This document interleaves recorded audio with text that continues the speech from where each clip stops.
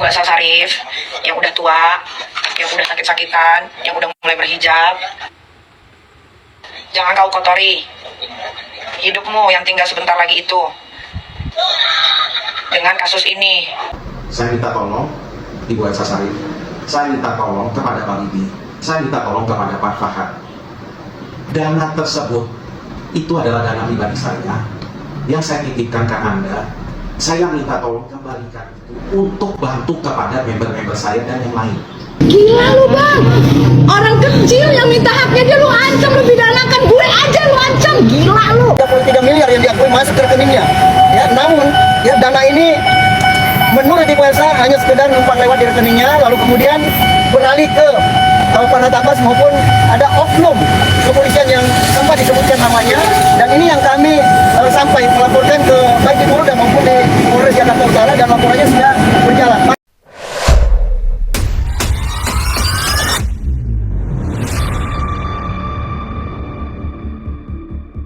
Ibu Asal Sarif yang udah tua, yang udah sakit-sakitan, yang udah mulai berhijab. Jangan kau kotori hidupmu yang tinggal sebentar lagi itu dengan kasus ini. Selamat malam, Andi. Bang Andi mau tanya nih soal kasus UMKM yang selama ini Bang Andi suarakan. Jadi banyak mungkin netizen yang bertanya-tanya sejauh mana sih kasus UMKM yang dikawal oleh Bang Andi ini? Ya, terkait dengan kasus UMKM memang kembali lagi gampang-gampang susah ya memperjuangkan keadilan itu, memperjuangkan kebenaran itu. Karena terkait dengan aturan yang berlaku ya sebenarnya sangat gampang sekali apabila sesuai dengan tupoksinya masing-masing bisa menjadi jembatan atau penengah bagi masyarakat awam yang terkena kriminalisasi. Ini persoalan UMKM ini bagian daripada kriminalisasi juga, karena ada hak-hak masyarakat pedagang kecil lalu kemudian dititipkan ke satu oknum pengacara gitu, lalu kemudian hak tersebut susah untuk kembali. Karena apa? Selalu berdasarkan harus proses hukum, sementara untuk menjalankan proses hukum itu sendiri ini bisa melebar jadinya. Saking melebarnya sudah saling lapor. Bahkan yang dilaporkan sendiri dalam hal ini dianggap sebagai pelaku, dalam hal ini Ibu Elsa Sarif, Farhad Abbas, itu melaporkan pihak-pihak teman-teman UMKM juga. Dan inilah yang saya katakan bagian dari pembungkaman. Nah, itu yang terjadi. Lalu kemudian kalau dengan laporan-laporan yang sudah berjalan juga, ini proses hukum berjalan yang semestinya sudah ada win-win solution. Dalam hal ini ada istilahnya restoratif justice. Tentu ya pihak kepolisian dalam hal ini kalau benar-benar sesuai dengan presisi, sesuai dengan profesionalisme, tentu ini sudah dijalankan juga nih, supaya bagaimana melihat kedua sisi, kedua pihak ini supaya jangan berlarut-larut saling berbenturan, saling berkepanjangan melebar gitu. Ini sebenarnya yang kita harapkan. Tapi harapan itu belum juga ya terlihat untuk sampai saat ini, tapi sudah ada tanda-tanda untuk mengarah ke sana. Nah, ini perkembangan terupdate-nya yang kemarin juga kami udah ke Mabes Polri juga, seperti itu Bang. Oke. Yang kemarin Bang Andi kan sempat tuh teman-teman juga melihat Bang Andi sempat ke Polda. Iya, Polda. Itu apa sih yang dilakukan Bang Andi? Kok sampai ke Polda? Iya. Ada agenda apa? Ya, kalau di Polda ini kan ada 3 laporan kami nih. Kalau laporan dari Bu Elsa dan Farhad Abbas sendiri itu, kalau saya nggak salah ya udah ada 7 bahkan 8 kayaknya ya. Mulai dari Polseknya, baik Elsa maupun Farhad masing-masing punya laporan, maupun di Polresnya dan juga di Polda. Bahkan ada di Polres ya yang lain juga yang tidak sesuai lokus yang dilakukan oleh Ibu Elsa Sarif sendiri. Tapi justru dengan laporan mereka ini yang tidak jalan, adapun yang jalan justru kami lapor balik. Makanya saya ke Polda kemarin itu ada 3 laporan kami dari pihak UMKM yang kami pertanyakan. Karena cukup lama prosesnya, bayangkan sudah hampir setahun lah. Meskipun berjalan, SP2HT kami dapatkan, tapi kalau melihat daripada segi aturan yang berlaku dalam hal penyidikan, tentu ini sudah terlalu kelamaan gitu. SP2HT sampai ke 8, sampai ke 7 juga, ke 8, bahkan masih ada plan-plan ABC-nya lagi untuk berkepanjangan. Nah inilah yang kami pertanyakan, sehingga kami ke Polda maupun ke Mabes Polri juga. Lalu kemudian ada satu yang kami cukup dikecewakan juga dari Polda, yaitu adanya yang diduga SP3 ataukah itu SP2L ya, yang beredar di masyarakat tanpa sepengetahuan kami sebagai pelapor. Ada, itu diberhentikan lidiknya. Lalu kemudian itu beredar seolah-olah ya masuk ke Farhad Abbas. Farhad Abbas yang beredarkan, setiap ada yang mendampingi saya itu yang dia sebarluaskan. Bahwa begitulah cara membungkam mereka. Nah, dan kami pastikan surat yang disebarluaskan Farhad Abbas itu terkait SP2L atau SP3 itu palsu. Kami sudah komunikasi langsung juga dengan penyidik di Polda. Dan dengan kepalsuan surat itu yang tanpa stempel, kami patut juga menduga bahwa ada kerjasama, ada konspirasi yang terselubung pihak mereka dengan pihak penyidik dalam hal ini. Dan inilah yang kami akan sampaikan ke Wasidi juga. Semoga bisa transparansi supaya kami tidak salah paham, ya, supaya kinerja-kinerja dari penyidik kepolisian untuk kedepannya tidak semena-mena lagi. Artinya tidak tertutup. Artinya bisa transparansi, bisa profesional seperti itu, Pak. Izin ya Bang ya. Mungkin perjuangan Bang Andi itu kan sudah sekian lama ya, bukan cuma sebulan, 2 bulan, bahkan ada berapa tahun gitu ya. Sampai menyuarakan itu bukan cuma di sosial media, sampai mengadakan demo, turun ke lapangan, bahkan sampai ke depan gedung DPR RI, sampai ke kantor hukumnya Ibu Elsa Sharif. Nah, mungkin masyarakat banyak bertanya gini, kok sampai segitunya perjuangan Bang Andi? Ya kan? Bukti-bukti apa yang Bang Andi miliki? Kok sampai benar-benar apa yang disuarakan itu ini benar, ini nyata? Nah, inilah yang saya maksud bahwa unjuk rasa atau menyampaikan aspirasi secara nyata dengan demonstrasi itu tentu punya bukti yang kuat. Dan dengan demonstrasi saya itu nggak ada yang sia-sia. Terbukti seorang pengacara sekelas Elsa Sharif Farhad Abbas yang melaporkan saya, laporannya nggak bisa berjalan. Itu karena apa? Karena demonstrasi. Karena aspirasi kami sampai, karena aspirasi kami didengar, kami yakin itu. Sehingga Polsek, Polres, bahkan Polda, itu nggak ada yang jalan laporannya, karena sudah jelas sekali.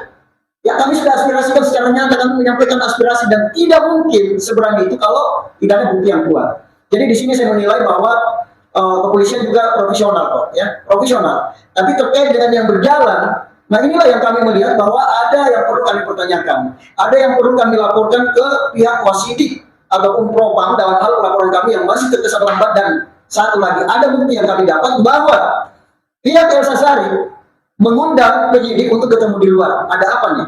Ya, dan ini harus diperiksa nih. Apakah benar mereka tidak ketemu? Apa modus daripada undangan tersebut? Dan apakah dengan informasi seperti itu yang kami dapatkan rekamannya, apakah itu yang mengakibatkan LP kami baik di Polda maupun yang dilimpahkan ke Polres Jakarta Utara itu cukup berlarut-larut, melebar jadinya, dan belum juga ditetapkan sebagai tersangka. Padahal fix dari beberapa ahli yang diminta keterangan itu menyatakan bahwa sesuai dengan kami LPK itu sudah cukup bukti gitu.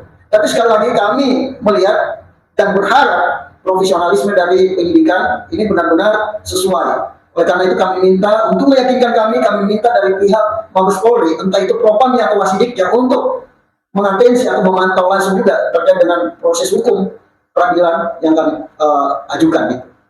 Seperti itu, Bang. Oh ya Bang, ini kan di sosial media juga ada mungkin berita yang sampai orang yang menyuarakan kasus UMKM ini sampai dilaporkan. Tafiku ya namanya Bang. Ya. Oke. Gimana tanggapan Bang? Oke, terkait lapor itu, ya saya kira siapa aja bisa melaporkan. Cuman sebenarnya dari backup Kapolri itu harusnya, kalau saya udah lupa tahun berapa ya, harusnya setiap laporan yang bisa diterima itu harusnya bisa berjalan. Artinya harus cukup bukti dulu. Nah kalau nggak cukup bukti, jangan juga polisi asal menerima loh, menerima dong laporannya, karena laporan itu bisa menakut-nakutkan orang. Yang mana Bang Safiku ini punya dasar hukum. Undang-undang mengatur bahwa menyampaikan aspirasi itu dilindungi oleh undang-undang bagi setiap warga negara Indonesia, setiap warga negara. Sehingga Safiku dalam hal ini punya inisiatif melihat adanya ketidakadilan, membantu masyarakat-masyarakat pedagang kecil, sehingga beliau menyuarakan. Jadi nggak ada kepentingan di sini yang sesuai dengan undang-undang IT yang kena Sapikui. Nah, ini tadi kalau petugas yang menerima LP dari para tabas misalkan melihat bahwa tidak cukup bukti, harusnya jangan diberikan, karena ini bagian daripada opini-opini para tabas, seolah-olah inilah bagian daripada membungkam para UMKM untuk bersuara, membungkam Sapikui untuk bersuara, tapi yang terjadi justru sebaliknya, Sapikui justru nantang balik, kan parah jadinya. Yang kasihan siapa? Yang kasihan ya kembali lagi kepolisian. Kalau misalkan benar itu bisa dilakukan, silakan, kita akan pembuktian, dan saya akan memastikan bahwa Sapikui punya bukti untuk bersuara juga, karena bukti-bukti yang saya berikan ke Sapikui dan teman-teman lainnya itu saya kira sudah cukup. Bahkan banyak bukti lain kalau harus dibuka nantinya, dan itu saya punya semua. Nah, terkait dengan perkembangan seperti ini ya, kami memang agak panjang ya, itulah prosesnya, dan kami yakin proses ini mau sepanjang apapun, yang salah tetap salah, suatu saat nanti akan selesai sesuai dengan harapan tentunya. Kami masih percaya bahwa keadilan itu ada ketika kita perjuangkan. Demikian. Untuk mengenai masalah UMKM, bisa jadi atau mungkin ada nggak harapan yang ada win-win solution ya? Mungkin dari pihak Bang Andi atau dari pihak Ibu Elsa Sarip CS Farhat Abbas itu meminta diadakan pertemuan untuk diadakan mediasi. Ya. Sebenarnya dengan aksinya atau demonstrasi itu sebenarnya secara langsung kami sebenarnya sudah membuka diri ya untuk meminta supaya dimediasikan.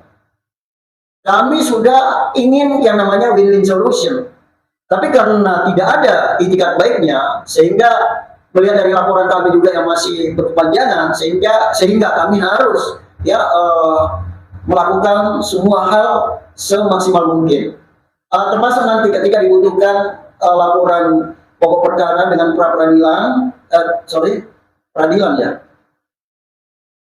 Nah, termasuk itu kita akan lakukan juga. Jadi semua cara ya, selama itu dibenarkan oleh aturan-aturan yang berlaku. Cuman kalau sudah segala cara kita lakukan, lalu kemudian masih berkepanjangan juga ya, memang susah ya bagi rakyat kecil melawan oknum-oknum yang berkonspirasi, oknum-oknum yang punya duit tentunya.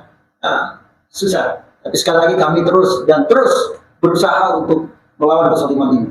Oke Bang, untuk kemarin terakhir kan saya lihat Bang Andi beserta masyarakat UMKM sama bahkan ada mahasiswa juga ya, itu mengadakan aksi damai di depan gedung DPR, terus berlanjut di kantornya Ibu Elsa Sarip. Nah, ketika sampai di situ, apa yang Bang Andi dapatkan sama member UMKM?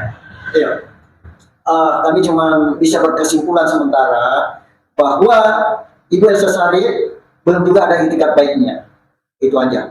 Kemudian persoalan ini juga kami sudah komitmen juga bahwa akan ada aksi susulan, dan tentunya sudah bisa membaca bentuk pergerakan selanjutnya kayak gimana ya. Dan inilah yang kita bahas selama ini, dan jadwal untuk hari-harinya juga sebenarnya sudah ada, tapi kami masih belum publikasikan karena ini bagian daripada strategi kami juga tentunya.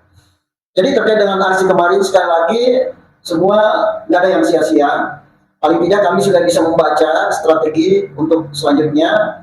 Dan kalau memang Ibu Elsa Sarip merasa benar dengan menerobosnya kemarin teman-teman sampai ke dalam pagarnya, tentu kena aturan juga tentunya kalau Ibu Elsa Sarip benar. Tapi sekali lagi kalau Ibu Elsa Sarip sampai melakukan mereka, nah ini sebenarnya bagian daripada harapan kami juga, supaya intinya kami ingin supaya benar-benar diproses hukum gitu loh. Karena pemahaman kami mana ada maling teriak maling lalu kemudian yang dimaling ini yang terbukti bersalah, kan begitu ya. Ya, mudah-mudahan bisa dipahami lah, sehingga saya kira kalau Ibu Elsa Sarip dan para kapasi memahami hal ini, sehingga sekelas apapun keahlian dalam di bidang hukumnya itu tidak bisa ya, tidak bisa membungkam para UMKM selama para UMKM ini punya pembuktian kebenaran juga dan punya inisiatif atau tekad yang bulat untuk terus menyuarakan sampai tuntas seperti itu. Oke. Terakhir Pak, pesan untuk Ibu Elsa Sarip CS Farhat Abbas, terus dilanjut dengan pesan untuk member UMKM dan masyarakat Indonesia. Sekarang. Baik. Untuk para member UMKM dan seluruh masyarakat Indonesia tentunya, kita jangan melihat bahwa persoalan ini adalah persoalan pribadi atau kelompok, tapi kita melihat bahwa persoalan semacam ini adalah bentuk kriminalisasi yang tidak boleh dibiarkan.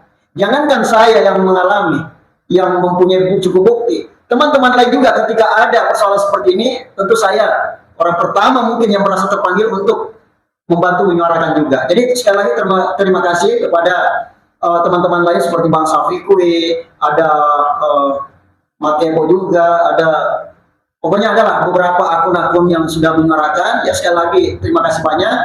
Itu bagian daripada inisiatif panggilan jiwa tentunya untuk membantu masyarakat-masyarakat kecil yang terlihat tersolimi gitu. Terkait dengan Elsa Sharif Farhat Abbas, saya berpesan bahwa ketika Anda atau kalian bersama rekan-rekan Anda masih tetap merasa aman di posisi sampai detik hari ini, maka sebentar lagi Anda tentunya akan menyerah dengan bertahannya sekuat apapun. Karena kenapa? Kami sudah melihat kebenaran ini nyata. Kami sudah melihat strategi-strategi apa yang harus kami lakukan untuk mendobrak kekuatan atas konspirasi kejahatan yang mereka lakukan. Jadi seperti itu. Sekali lagi, kami tidak akan tinggal diam untuk terus menyuarakan secara nyata untuk terus ya melawan ketidakadilan ini. Demikian. Ya, terima kasih. Selamat malam, Bang Andi.